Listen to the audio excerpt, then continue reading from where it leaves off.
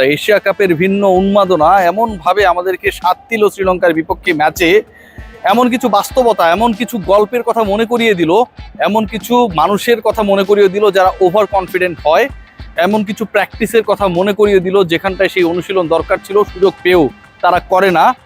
এতে আসলে বাংলাদেশের আজকের রাতটা, আগামীর ম্যাচের আগের সময়টা বিষাদ সিন্ধুতে পরিণত হয়েছে। আমি যে আলোচনা করতে চাই সেই আলোচনা ডেপথে যাবার আগে শুধু একটা কথাই বলতে চাই যে এখনো এশিয়া কাপে বাংলাদেশের সম্ভাবনা রয়েছে। আলোচনার শুরুতে আমি বলতে চাই, আপনার ম্যাথমেটিক্সে দুর্বলতা রয়েছে কিন্তু আপনি প্র্যাকটিস করছেন ইংলিশ, আপনি ম্যাথের টিচারের কাছে যাচ্ছেন না, আপনি ক্লাস করছেন না, আপনি পরীক্ষায় অ্যাটেন্ড করার যে সুযোগ পাচ্ছেন, বার্ষিক পরীক্ষার আগে হাফ ইয়ারলি পরীক্ষাগুলোতে যে অ্যাটেন্ড করার সুযোগ পাচ্ছেন সেখানটা অ্যাটেন্ড করছেন না। আপনি কি সেই গণিত পরীক্ষায় ভালো করতে পারবেন?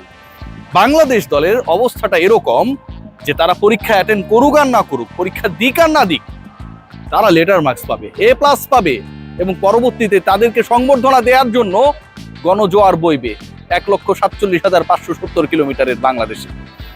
পুরো বাংলাদেশ তৈরি হয়ে আছে, বাংলাদেশ ক্রিকেট বোর্ডের পরিচালকরা সবাই তৈরি হয়ে আছে, যারা নির্বাচনী বৈতরণী নিয়ে এই মুহূর্তে ব্যস্ত। সকল ট্যুরে যারা যান তারা এখানটায় আসেন না, তারা আস্থা পান যে বাংলাদেশ নেদারল্যান্ডসের বিপক্ষে, বাংলাদেশ হংকংয়ের বিপক্ষে টস জেতার পরও যখন ওই গণিতের দুর্বলতা কাটানোর জন্য, আগে ব্যাটিংয়ের দুর্বলতা কাটানোর জন্য সুযোগ পেয়েও সেটা কাজে লাগান না, যখন প্রতিপক্ষকে অল্প রানে বুক করে দেবেন এবং সেটা চেস করে কমফোর্টেবল জয় এনশিওর করবেন, তার মাধ্যমে সেই প্রস্তুতির মাধ্যমে এশিয়া কাপে আসবেন চ্যাম্পিয়নদের হারাতে, এরকম কর্মকাণ্ড পরিকল্পনার সাথে যে ম্যানেজমেন্ট জড়িত তাদের কি লজ্জা লাগে? বাংলাদেশ দল এশিয়া কাপের প্রস্তুতির জন্য নেদারল্যান্ডসকে ডেকে এনেছিল, সিলেটের স্পোর্টিং উইকেট নিয়ে অনেক কথা বলেছিল। সেই বাংলাদেশ দলের পারফরমেন্সটা একবার দেখুন না। টস জেতার পরে টানা 2 ম্যাচে তারা ফিল্ডিং বেছে নেয়। প্রথম ম্যাচে 9 ওভার, পরের ম্যাচে 7.5 ওভার বাংলাদেশের ব্যাটাররা ব্যাট করার সুযোগ পায় নাই, কারণ বাংলাদেশ আগে জিতে গেছে। এশিয়া কাপের টপ 4-এ যাওয়া, এশিয়া কাপের ফাইনালে চোখ রাঙানোর স্বপ্ন দেখার থেকেও নেদারল্যান্ডসের বিপক্ষে সিরিজ জেতা যেই দলের জন্য গুরুত্বপূর্ণ হয়ে দাঁড়ায়, সেই দলের জন্য এরকম অসম্মানজনক পরাজয় খুবই ভ্যালিড। একটা দল ব্যাটিং করতে নেমেছে টস হেরে, এবং সেই দলের প্রথম 13 বলে কোনো রান যোগ হয়নি, 2টা উইকেট গেছে। প্রতিপক্ষের 2 বোলার প্রথম 2 ওভারে মেডেন নিয়েছে, 9 রানের মধ্যে 3 উইকেট নেই।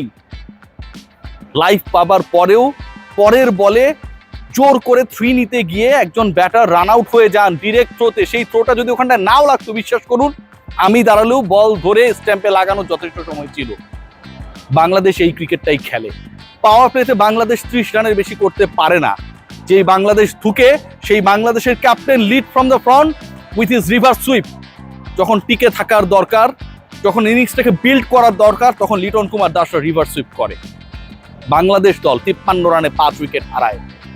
বাংলাদেশ দল 53 রানে 5 উইকেট হারানোর পরও 139 রানের মতো একটা পুঁজি গড়ে, কারণ ওই ষষ্ঠ উইকেটে 61 বলে 86 রানের একটা পার্টনারশিপ আমরা দেখেছিলাম। 40 ঊর্ধ্ব 2টা ইনিংস দেখেছিলাম, স্বপ্ন দেখেছিলাম যে আজকে সবকিছুই বদলে ফেলবে বাংলাদেশ।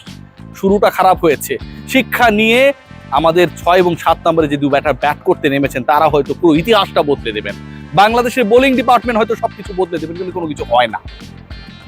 বাংলাদেশ যেই পরিকল্পনা করেছিল, যেভাবে খেলতে নেমেছিল, যেই পরিকল্পনায় শুধুমাত্র নিজেদের গা বাঁচা 20-25 রান করা, নেদারল্যান্ডস আর হংকং এর বিপক্ষে জয় নিশ্চিত করা ছাড়া এদের কোনো বড় সুযোগ থাকে না, সেখানটায় শ্রীলঙ্কার বিপক্ষে এই পরাজয়টা রেজিস্টার করাটা খুব বেশি ভ্যালিড।